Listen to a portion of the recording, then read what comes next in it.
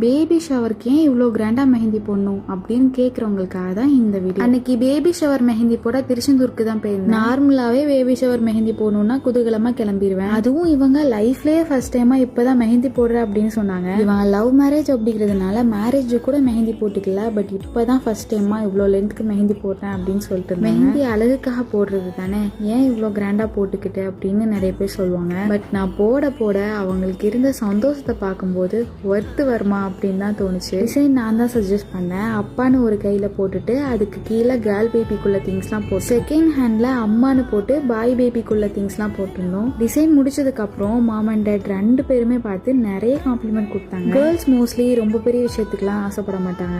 ஆசைப்படுறது இந்த மாதிரி சின்ன விஷயமா தான். மெஹந்தி போடுறதுனால ஸ்ட்ரெஸ் ரிலீஃப், அது கையில பேபியோட திங்ஸை பார்க்க ஹாப்பியா இருக்கும். ஃபங்க்ஷன் முடிஞ்சதுக்கு அப்புறமும் கால் பண்ணி அப்ரிஷியேட் பண்ணாங்க. நிறைய பேருக்கு ரெஃபர் பண்ணதாகவும் சொன்னாங்க. இந்த மாதிரி பேபி ஷவர் மெஹந்தி அஃபோர்டபுள் ரேஞ்சில் போடணும் அப்படின்னா என்னை கண்டிப்பாக கான்டாக்ட் பண்ணுங்க. ஃபாலோ பண்ணிட்டு பிரெக்னெண்டா இருக்க உங்க ஒய்ஃப் அண்ட் சிஸ்டர்ஸ்க்கு இந்த ரீல ஷேர். நெக்ஸ்ட் விளாக்ல பார்க்கலாம். பாய்.